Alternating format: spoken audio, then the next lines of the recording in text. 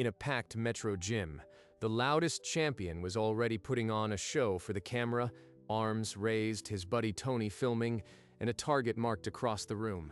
The target was a quiet, older guy who stepped into the ring like he was stepping onto a bus, his expression unreadable. A bell rang and Brian came out throwing combinations that had dropped a dozen sparring partners before. But the older man moved his head 2 inches, and the fist passed through air, like it was nothing. Come on, old man. You can't run all day. The old man didn't answer.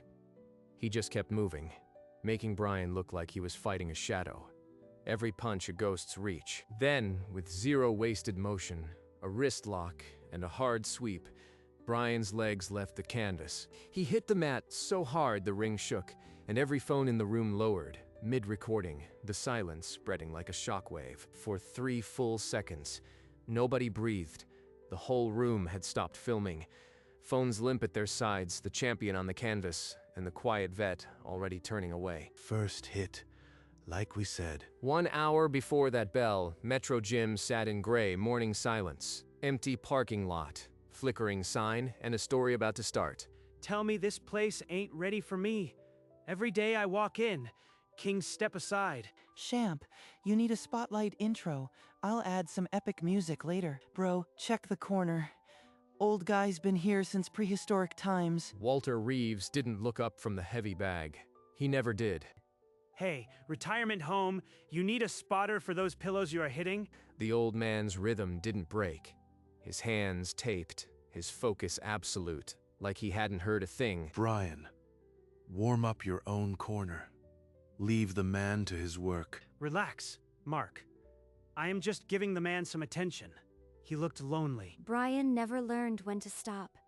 That quiet man is the one you should worry about. Brian walked across the gym floor like he owned it, stopping 2 feet from the heavy bag. The old man kept punching. Hey, I'm talking to you. You hit like you are swatting flies. Maybe this gym's too tough for you. Walter breathed out, steady. The bag shook with the next combination. He might as well have been alone. Brian, that's enough. He's not bothering anyone. You are here to train, not perform. How about a friendly spar, then? First clean hit. No judges. Just us. Unless you are too scared. No. That's what I thought. Tony, get this. Guy's got nothing but a gray shirt and a prayer. Call it, Brian. We're losing views standing here. He didn't flinch. Not even a blink. Brian has no idea who he just challenged. Walter's hands were still, resting on the bag now. A faint scar stretched across his forearm as he looked down at his wraps. Then he resumed his rhythm, and Brian laughed, but the sound was hollow. Brian's smirk faltered. He stepped closer, voice dropping to something meaner. What's the matter? You lose your nerve now, or did you lose it somewhere that left that scar? The bag stopped swinging. For the first time, Walter's eyes lifted and met Brian's calm, but carrying a weight that made the gym feel colder. That what you think this is? I think you are just another old man who used to be something. Prove me wrong. Walter looked down at his taped hands, the scar stark under the lights. Then his jaw set, and he nodded once. Fine. First clean hit. The gym erupted in shouts and whistles. Tony fumbled for his phone, nearly dropping it.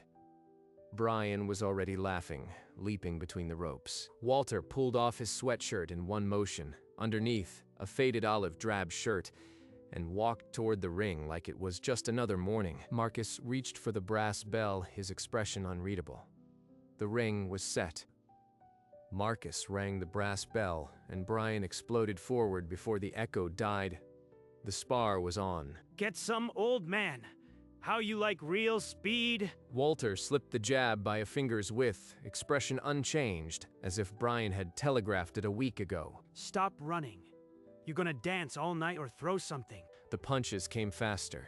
Hooks, crosses, but Walter bent and turned like water, every fist grazing air. Fight back. You are just a ghost out here. He's just a punching bag, Brian. Keep swinging. He's scared to hit back. Walter's footwork was surgical. Small shifts, never more than a step. The canvas barely scuffed beneath his wraps. Brian threw a haymaker with everything he had, and Walter didn't block it. He simply wasn't there, The glove caught nothing but air and momentum. Brian stumbled forward, breath ragged, while the quiet man stood still, not even breathing hard. The crowd's cheers turned uncertain. Is this your strategy? Boredom? You are just an old man who can't throw a punch. Walter didn't answer. His silence was heavier than the bell. People lowered their phones just slightly. His eyes, ancient, like he's seen things Brian can't imagine. Marcus had seen 100 fighters. Nobody moved like this, like a lesson, not a fight. Come on, Brian. Stop playing with your food. This ain't charity. Brian lunged again, and his feet tangled. He caught the ropes, breath ragged, the gym holding its breath. The old man had moved 3 feet since the bell, a dinner plate under his feet. Whispers replaced shouts. Someone muttered, "Ghost." Fine. You want to dance? I'll make this ring the last place you walk. The gym held a strange stillness. The champion breathing fire, the quiet man with hands at his sides, and no one predicting what came next. Brian screamed and threw a haymaker from the floor, his whole body behind it. A punch meant to end a fight, but Walter stepped inside the blow, and for one cold heartbeat, his eyes turned to flint. He caught Brian's wrist and turned. No strike, just a redirection, and Brian's own force carried him past. Brian's feet tangled. He crashed into the ropes, nearly toppling out, arms flailing. A collective gasps sucked the air out of the gym, followed by dead silence. Tony's phone shook in his grip. He's a ghost. Bro, did you see that? He didn't even... Brian spun around, face crimson, chest heaving. The ropes were the only thing keeping him upright. Fight me. The crowd no longer cheered for the champion. They were holding their breath, waiting for the quiet man to finally move. Brian screamed and charged, all technique gone. This wasn't a spar anymore. It was humiliation burning into recklessness. Walter breathed out, a quiet sigh.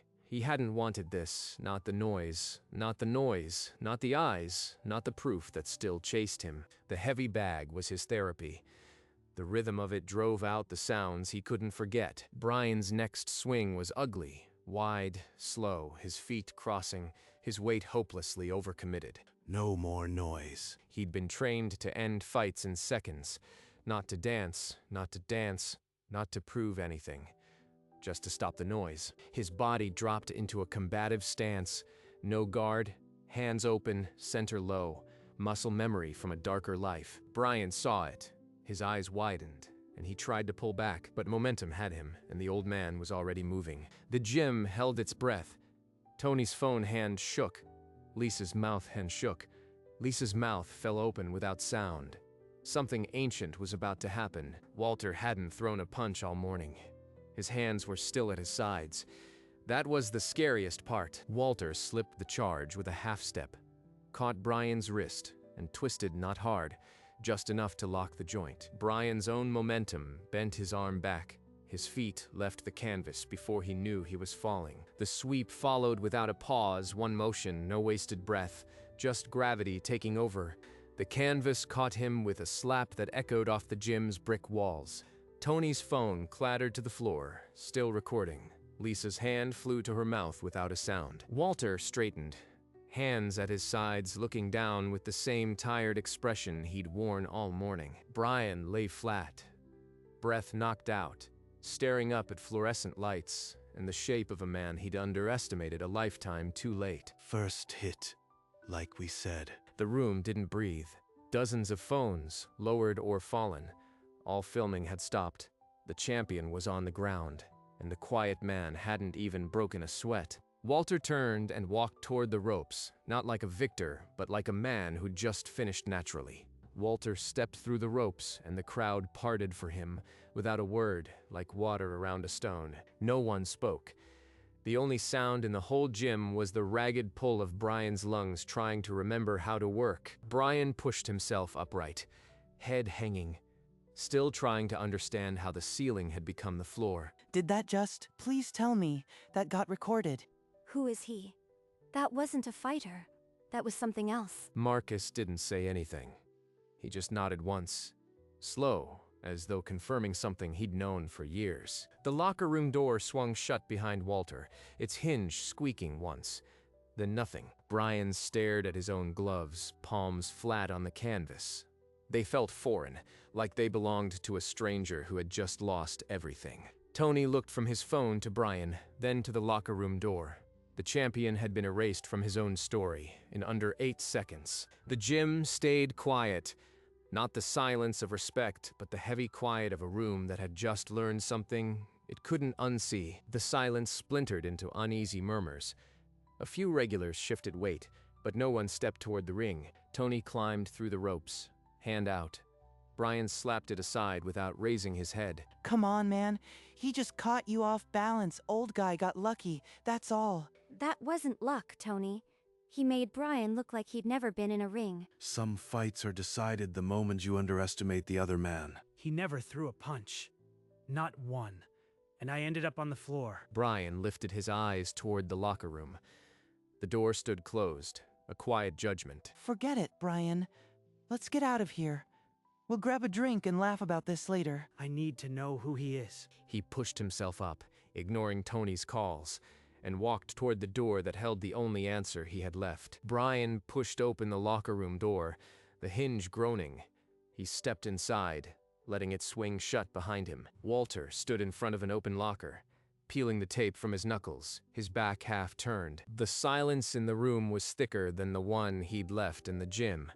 Brian's mouth felt dry. Walter didn't acknowledge him. He just kept unwrapping, the white tape coiling onto the bench like fallen seconds. He's not even going to look at me. Brian stepped closer, his shadow falling across the locker. Still, the old man didn't pause. Who are you? The rapping stopped. For a long moment, Walter's hands hovered, then settled on the bench. He turned his head just enough for the light to catch the scar on his forearm, but didn't answer. Brian held his breath, waiting. The question hung between them, heavier than any punch he'd thrown. Someone who learned the hard way what fighting costs. I learned in places where losing meant more than a bruised ego. A flash, a desert road, heat shimmering off asphalt, and a weight Brian couldn't name, gone as quickly as it came. 18 years. Combatives instructor. I trained men to survive. Not all of them did. Brian's anger drained, replaced by something colder. Realization crept up his spine. I come here to work through things, not to prove things. He resumed unwrapping, each pull of tape marking the end of the conversation. I picked a fight with a man who's buried people. I'll never know. The room felt colder. Brian's mouth opened, but no words came. What could he possibly say? Walter didn't look back. The scar on his forearm said enough. I saw things that don't leave. Faces. Sounds. I just hit the bag now to keep them quiet. Brian's legs gave out. He lowered himself onto the wooden bench, elbows on knees, head heavy. The only sound was the whisper of tape pulling from Walter's knuckles. Again and again. I didn't know. I thought you were just some old guy hiding from life. Nobody does. That's the point. Brian stared at the floor, feeling smaller than he had on the canvas. This place is the only therapy I've got. The bag doesn't ask questions. He sat down heavily on the bench opposite. The fight drained from the room. I've never fought for anything real. Not like that. Walter just nodded once, the way men do when words aren't enough. Walter rose, the bench groaning under his weight. He reached for his worn duffel on the locker shelf, movement slow as if every joint remembered too much. Will you ever be okay? His hand paused on the strap. He didn't turn around, just stood there, the bag hanging from one hand. I am still figuring that out. Brian stood too, and when he spoke, his voice was quieter than it had ever been inside Metro Gym, stripped of swagger, stripped of show. I don't know how to fight. Not really. I just know how to win in here. Walter turned, one gray eyebrow lifting in genuine surprise. Could you teach me? Not just the moves, but how to carry myself, how to be like you. The question hung in the air, sharper than any jab. Walter's eyes searched Brian's face for a long, still moment. He didn't answer. Not yet. But he didn't say no. Walter set the duffel bag back on the bench. The sound was final, a period at the end of a sentence. Neither of them had wanted to write. You got talent, but no discipline. I could teach you, if you are willing to shut up and learn. Brian's eyes welled, but he didn't blink. He nodded once, and when his voice came out, it cracked. Yes, please. Then be here at 6 tomorrow. No phones, no friends, just you and the work. Brian nodded again, already understanding that this wasn't a favor. It was a test he hadn't prepared for, and that he might fail. Walter lifted his bag to his shoulder. He paused, and the words came like an afterthought. Bring tape. The door swung shut, and Brian stayed on the bench, the two words heavier than any championship belt. The next morning, Brian arrived before sunrise. Metro Gym was empty except for Walter, already at the heavy bag. Walter didn't speak. He just nodded toward the bag next to his. Feet first. Show me your stance. Brian spread his feet, but Walter stepped forward and tapped his calf, wider, deeper. He's not even using words, just moving me like a piece of furniture. The first 10 minutes were only breathing. No punches. Just the right stance. Breathe out with the movement, not after. Brian threw his first slow punch, and Walter nodded, the smallest approval he'd ever earned. No crowd, no phone. Just me and him, and I am already more tired than in any spar. Walter waited for him to do it again, correctly this time. By the third morning, Brian's hands were taped before Walter arrived. He stood at the bag alone, working the same slow rhythm. Walter walked in, set down his gear, and watched for a full minute without interrupting. Better. Again. A week later, Tony showed up mid-session, phone already out, looking for content. Champ, let's get some footage. People miss you, man. Put the phone away, Tony. I'm working. He's learning. Lisa watched from the treadmill as Brian threw combinations that no longer looked for applause. Walter corrected him with a single finger on his elbow. No praise but no insults either, just the quiet rhythm of two men working in the same direction. For the first time, Brian's stance felt like his own, and not a performance. One morning, after a session that left him drenched but clear-headed, Walter sat on the wooden bench and motioned for Brian. The hardest fight isn't in the ring. It's the one inside. All that time, I was scared someone would see through me. See, I was just a fraud with fast hands. Then stop being one. Brian laughed, a small, real sound, relief that someone had finally said it aloud. Discipline starts when the audience leaves. Everything before that is just noise. Brian looked at his own tape, now worn and gray from repetition, and nodded. The two men sat in the quiet gym, the ring empty behind them, and for the first time, the silence wasn't heavy. Walter stood, gathered his worn duffel, and without another word, left Brian alone with the quiet. Brian stayed on that bench long after, tracing the seams of his raps, understanding the real fight had only just started. The days that followed settled into a quiet rhythm. Brian and Walter arrived before the crowd, their bags hitting the bench in unison. In the mirror, their shadows moved together. Two men, two different wars, one language of focus. Your lead hand drops when you exhale. Keep it anchored. Tony came in one afternoon, phone in hand, but when he saw them, he pocketed it without a word. He's not the same guy, and I don't think he misses it. Marcus leaned over the front desk, watching. A small nod, the kind that said more than any speech. Lisa paused her treadmill, earbuds dangling, and smiled at the quiet in the gym. The place felt lighter. No phones raised, no taunts, just the steady beat of leather on leather and the hum of fluorescent lights. This is what I needed. Not a crowd, not a title, just the work. And beside him, Walter Reeves hit the heavy bag, his own rhythm unchanged, but maybe, just maybe, the weight on his shoulders slightly less. Weeks later, Metro Gym hosted a small amateur night. The crowd buzzed, but Brian wasn't the loudest voice in the room anymore. Relax. Breathe with the rap, not against it. You got this. When Brian stepped into the ring, there was no show. He fought with control, won by decision, and walked to his opponent first. Good fight. You made me earn every inch. In the corner, Walter stood with arms crossed. A ghost of a smile flickered. He nodded once. That's the win that matters. Lisa didn't say anything, but she clapped longer than anyone else. Brian looked for Walter, but the old man was already slipping out the back, duffel over his shoulder, the same way he'd always left. He didn't need to stay. He knew I didn't need the applause anymore. The gym slowly emptied, but Brian stayed a little longer.